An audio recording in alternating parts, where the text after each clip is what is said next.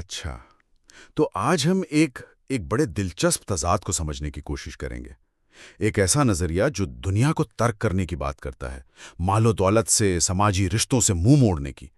وہ بھلا 5ویں صدی قبل مسیح میں شمالی ہندوستان کے جو نئے شہر بن رہے تھے، وہ ہلچل مچاتے تجارتی مراکز، وہاں کیسے پھول سکتا ہے؟ یہ بات کو سمجھ نہیں آتی۔ بالکل، اور اس پہیلی کو سلجھانے کے لیے آج ہمارے پاس گریگری شوپن کی کتاب ابتدائی بدھ مت کی سماجیات کے کچھ بہت اہم اقتباسات ہیں۔ اچھا۔ اور ہمارا مقصد یہ سمجھنا ہے کہ اترک یعنی ترک دنیا پر مبنی ایک تحریک وہ ایک شہری ماحول میں اتنی کامیاب کیسے ہو گئی۔ یعنی ہم صرف فلسفے پر بات نہیں کریں گے؟ نہیں، بالکل نہیں۔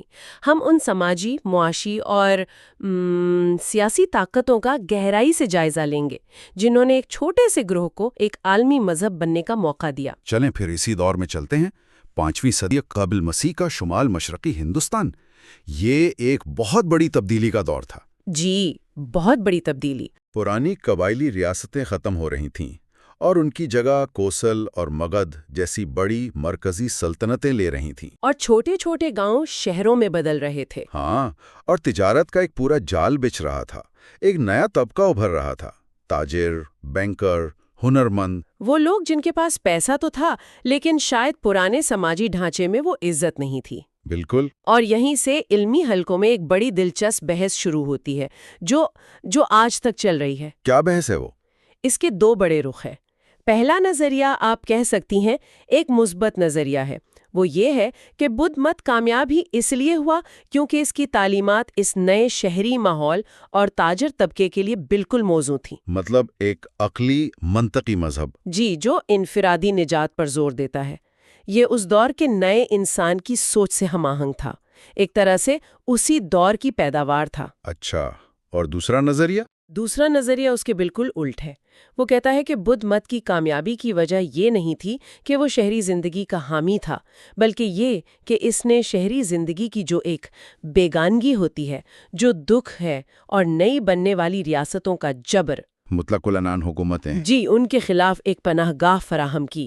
یہ ایک رد عمل تھا، ایک فرار کا راستہ۔ تو ایک طرف میکس ویبر جیسے مفکرین ہیں جو کہتے ہیں کہ یہ شہری ترقی کا نتیجہ تھا، اور دوسری طرف وہ لوگ ہیں جو اسے شہری زندگی کی مشکلات سے فرار کی خواہش سمجھتے ہیں۔ یہ دونوں نظریات اپنی اپنی جگہ بڑے پرکشش ہیں، اور شاید دونوں میں کچھ نہ کچھ سچائی بھی ہو، لیکن ہمارے جو آج کے ماخذ ہیں وہ ایک تیسرا اور شاید زیادہ گہرا نقطہ پیش کرتے ہیں۔ وہ کیا ہے؟ ان کے مطابق بدھ مت کی کامیابی کی اصل وجہ نہ تو شہری زندگی کی مکمل حمایت تھی، نہ ہی اس کی مخالفت، بلکہ اس کا راز بدھ راہب کے ایک بہت ہی غیر متوقع سماجی کردار میں چھپا تھا۔ اور وہ کردار کیا تھا؟ ثالث کا کردار، میڈیٹر کا۔ ایک منٹ، تالیت یعنی ایک شخص کی سب سے بڑی طاقت اس کا معاشرے سے لاتعلق ہونا تھا۔ یہ تو آج کل کی دنیا کے بالکل الٹ ہے۔ یہ کام کیسے کرتا تھا بھلا؟ یہی تو اس نظریے کی خوبصورتی ہے۔ آپ خود سوچیں، ایک ایسا شخص جو نہ دولت کی دوڑ میں شامل ہے، نہ اقتدار کی جنگ میں، نہ ہی خاندانی جھگڑوں میں۔ بالکل، تو جب وہ کسی تنازع میں پڑے گا تو لوگ اسے غیر جانبدار ہی سمجھیں گے نا، اس کی بات پر بھروسہ کریں گے۔ بدھ راہب بالکل یہی کردار ادا کر رہا تھا۔ اچھا۔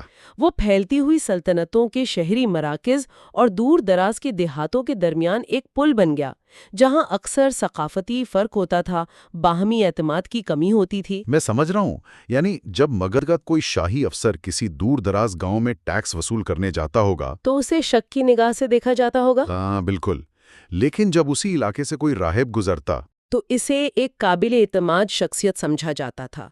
وہ حکمران اشرافیہ اور عام لوگوں کے درمیان، امیر تاجروں اور غریب کسانوں کے درمیان، حتیٰ کہ مختلف قبائل کے درمیان بھی ایک رابطہ کار بن گیا۔ کیونکہ اس کا اپنا کوئی ذاتی مفاد نہیں تھا۔ کوئی ذاتی مفاد نہیں تھا، اس لیے ہر کوئی اس کی بات سننے کو تیار تھا۔ یہ تو مجھے شام یعنی سیریا میں آخری ادوار قدیم کے مقدس شخص ہولی مین کی یاد دلاتا ہے۔ وہ بھی معاشرے سے الگ صحرا میں رہتے تھے، لیکن لوگ اپنے ہر مسئلے کے لیے ان کے پاس جاتے تھے۔ یہ ایک بہترین موازنہ ہے، اور دلچسپ بات یہ ہے کہ بنیاد مختلف تھی۔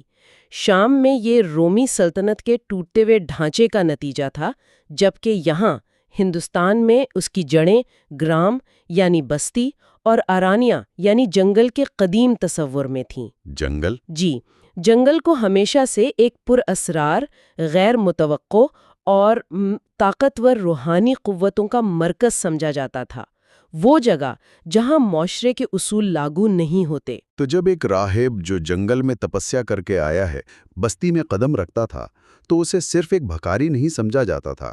نہیں، بالکل نہیں۔ اسے ان پر اسرار اور طاقتور قوتوں پر قابو پانے کی علامت سمجھا جاتا تھا۔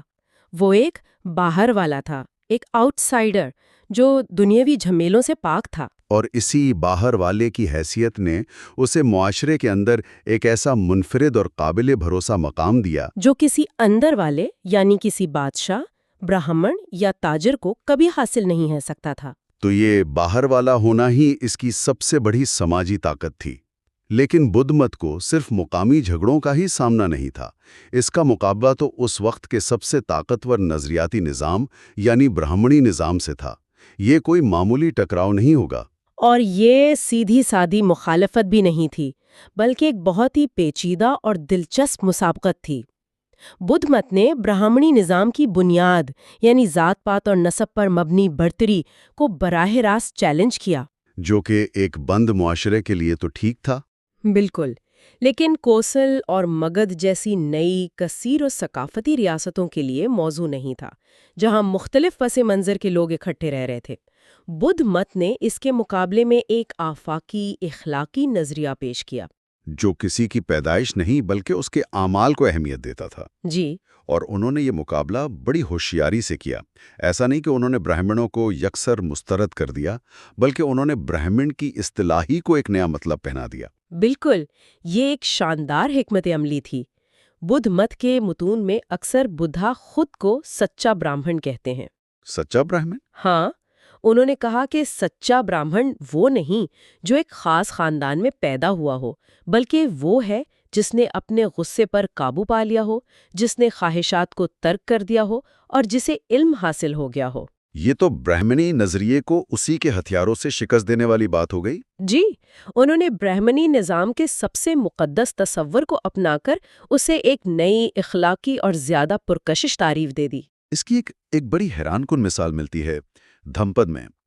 آیت 294 اور 295 میں کچھ ایسا کہا گیا ہے کہ اپنی ماں، اپنے باپ اور 2 کھتری بادشاہوں کو تباہ کر کے برہمن بے خوف ہو کر چلتا ہے۔